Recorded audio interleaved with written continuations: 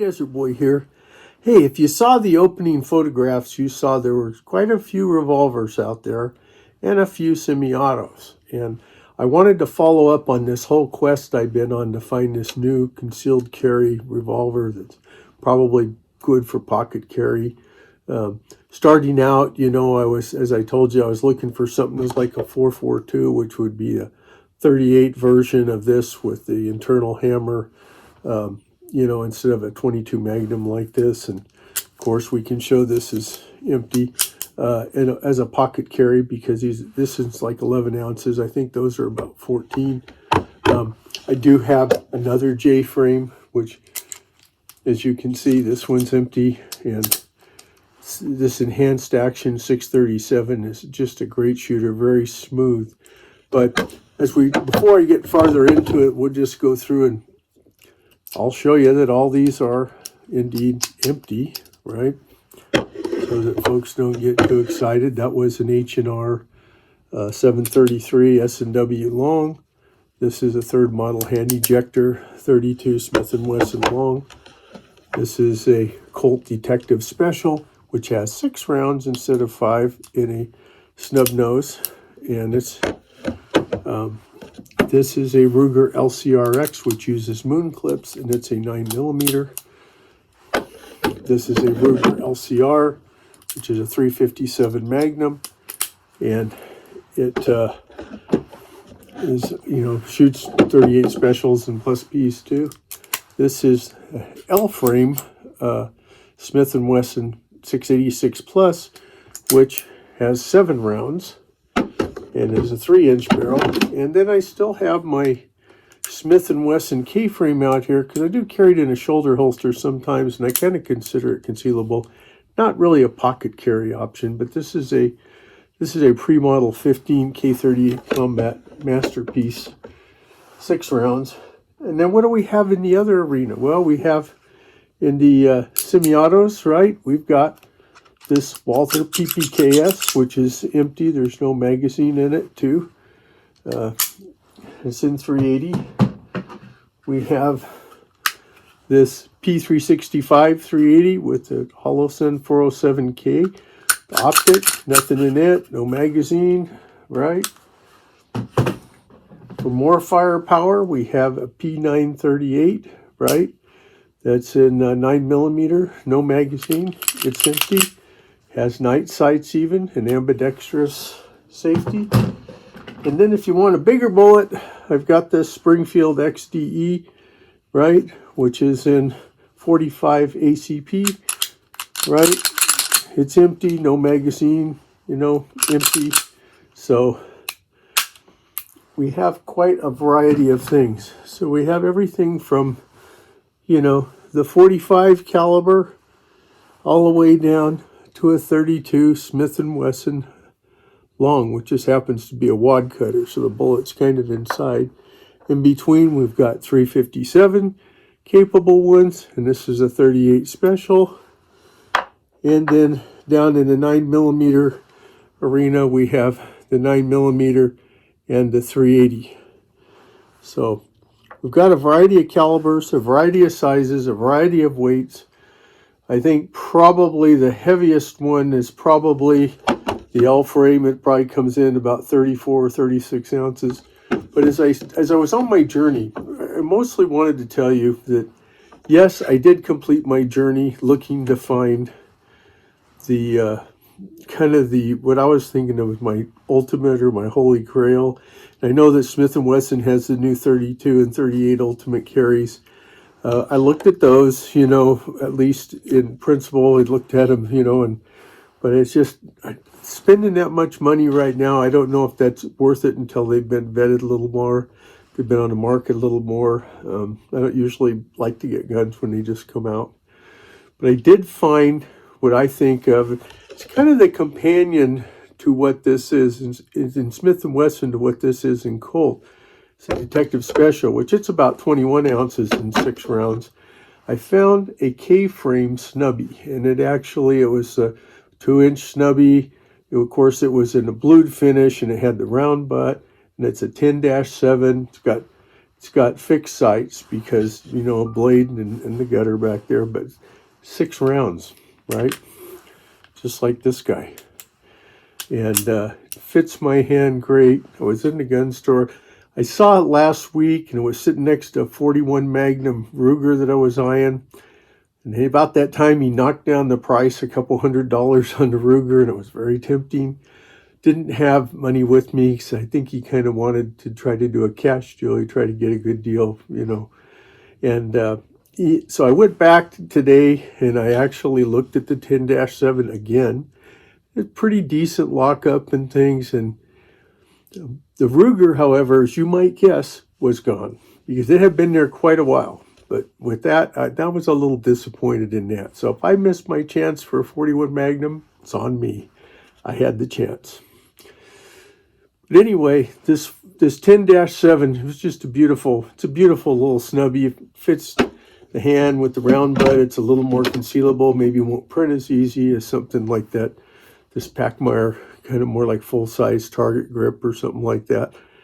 But as I began thinking through everything, I'm like, one of the reasons why I have all these out is just to remind myself of how many options I already have. Before I left to go down there, I was going through different holsters, because I've been trying to find a way to carry this thing a little more comfortably. But it's heavy, but it's probably a great concealable size. Now, when I went into another gun store, Tuesday, I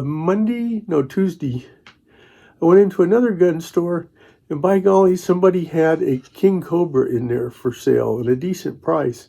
And I hadn't really looked at those. And, you know, at 28 ounces and a 357 Magnum with a 3-inch barrel, even though they're fixed size, that's also a pretty viable option. But I just, you know, it was a consignment gun. I actually thought about trying to do a deal, you know, thought about trading my 30-30, my Henry 30-30 for something like that.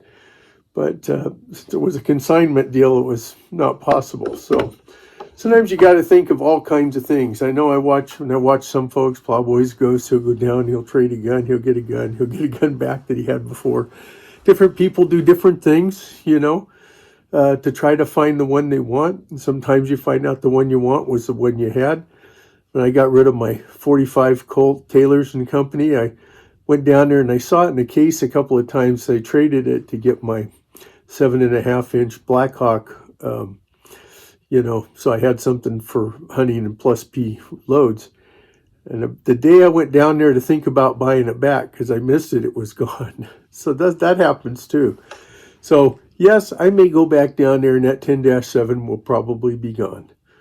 Yeah, but you know, it gives me something to think about working on trying to get still.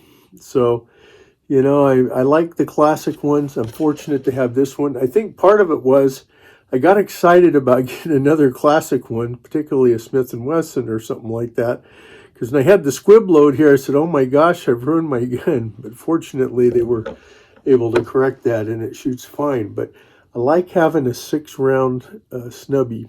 And the newer ones are pretty expensive. And some of the classic handcrafting that was done, hand assembly, the way the parts were and all that, they just seem to be nice and smooth.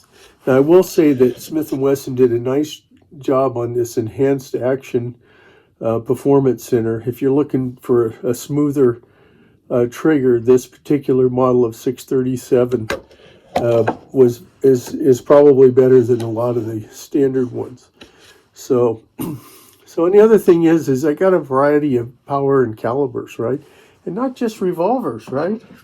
I've got a fully, you know, green dot 380, you know, P365 10 and 12 round mag, and it's got, you know, minimal recoil compared to maybe this guy, but this guy, because it's all metal, it really does pretty well. And it's got 7 rounds, but it's 9mm. You know, if I really want something like that, or if I'm willing to carry a little bit heavier, because the other ones there is particularly the P938, it's about 17 ounces. This is probably about 23. I have a 45 ACP compact. And then there's a lot to be said for another classic, you know, even though this is a new version of it. The PPK-S, you know, is a great gun. It shoots great. You have to be willing to endure the slide bite. I'm not going to say that's not going to happen if you got meaty hands, because it happens to me almost every time. But I also know it's very accurate, and the main thing is if it doesn't interrupt and interfere with your accuracy in things, then maybe you can tolerate it for carry. For me, I've made that decision, but that's my thoughts, my thinking, what works for me. But, it's a nice semi-auto. So I just wanted to show you that, because I talked about the new Bodyguard 2.0, and it's kind of enticing because it's pretty lightweight and it fits a hand pretty good. But there's a lot of other things to look at here. If I really want a revolver with light recoil, this 32 Smith & Wesson Long, it's not quite, it's about in the neighborhood of maybe a 380, but maybe not quite there. But no, some people, that's why they want the H&R Magnums. But it can get the job done. And it's 6 rounds, right? And it has a 3 1/4-inch barrel, so it makes it pretty darn accurate. And if I want more rounds, well, I got 7 rounds in here, Winchester of WMR, 22 Magnum, and an 11-ounce gun. So sometimes we just need to reflect on what we have. I was trying on different holsters today and realized, maybe I can carry this one, or maybe I can carry that one that way. Or maybe I need to get a hold of there's a company, JM Custom Kydex, that I got from my Beretta Langdon Tactical, made great holster. It fits there. They also make them for K-frames, full-size ones. So sometimes you have to look for other solutions. I know most of us have spent a fortune on holsters trying to find one that fits more than guns. But just something to reflect on. Sometimes we just need to be thankful for what we have. And the fact that we have any kind of Second Amendment rights at all. Now, we got to continue to work to keep them. That's, we shouldn't have to, but we do. And so the fact that we can do those things, that we have places to go, I know of where I live at, I've lived at places where there's like almost nowhere to go shooting. And living somewhere where I can, it's a real treasure, in itself. And so being able to enjoy those freedoms, those are some of the things we need to be thankful for. And like I said, just being thankful for what we have. So that's my reflections. This is the end of the journey for the moment. Looking for the next concealed carry. Until the next time, I guess I go out looking around, but not very soon probably. So I appreciate you listening to me, riding along with me on this journey. And as Desert Boy always says, be safe out there, whatever you're doing. Bye now.